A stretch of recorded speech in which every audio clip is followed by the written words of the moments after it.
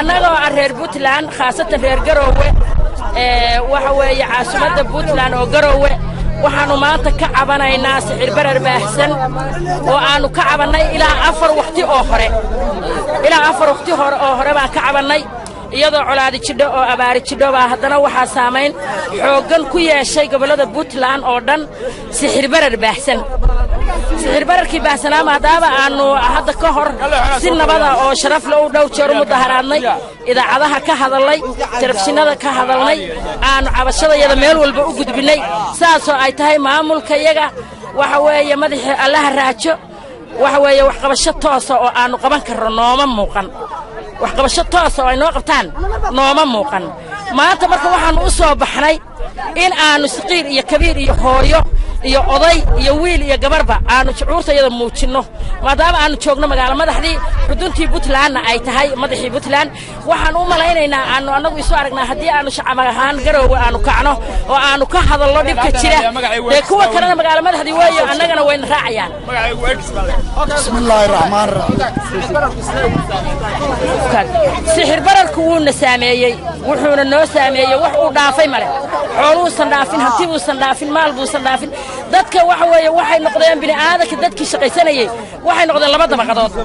dabaqad doolarka cayrsanayso ay jeebka ugu jirto oo kor u sii qaadayo iyagu sii cayrinaya iyo dabaqad baabaaday baa la noqday dadkii ma aha marka isugu la dhameeyay waxa weeye marka xaq ma aha dawladda maamulka waxaanu anagu ugu dhiibanay inay wax noo qabtaan codsi baananu gudbinaynaa maanta anaga shucuurta inaanu meesha waxaanu isugu nimi aan codsiga iyaga gudbino waa in mas'uuliyiinta ganacsatada ah oo badi woolsay u dhan yihiin ilaa sarifle ilaa waxa weeye baqaarle ilaa dukaanle ilaa shirkadle meel la soo keeno anaga midda teedatan waxaanu rabnaa shucuurtii dadka isu soo kicinaysay laakiin waxaan rabnaa in anaga la isugu kaayeero meesha sarta ka qurmaysan la helo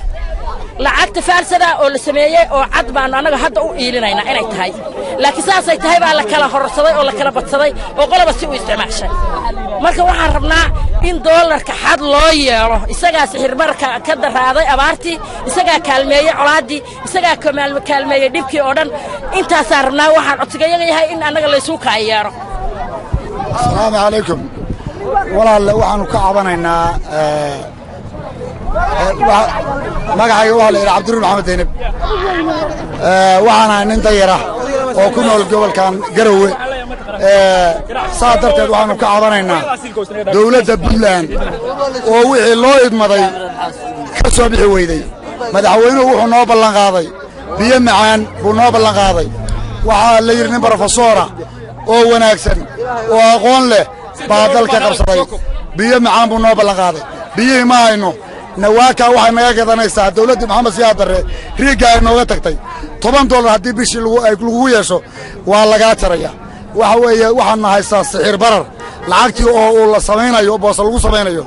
oo 60kiiba 40 ay leedahay nimanka warshada leh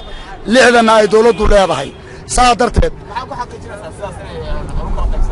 waxaan ku xaqiijinaynaa wax qarsoon ma jiraanin waa la yaqaanaa dalkeena meenu joognaa waxa la isku qarin karaa ma jiro waxa weeye dayar baanu nahay iskoolka ciyaal noo dhigta iskoolka waxa weeye macallinkii hadduu jaamacad dhiganayay bisha 30 hadduu dhimaado waa sooriyaya oo ilaa guriga ay geyso waxa walba dollar baan la yiri dalka horta ma Mareykan baale mase inaga Soomaalida baale waxa weeye ninkii jaamacad ka soo baxa oo jaamacad soo dhameeya gaalka shaqada doona la leeyahay gaalka shaqada doona dawladdu haddana askari qoranayn shaqo lagu maayo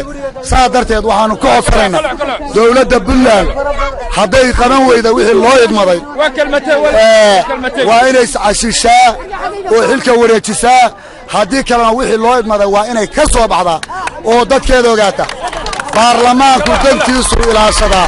ee danta shacabka ma ilaaliyo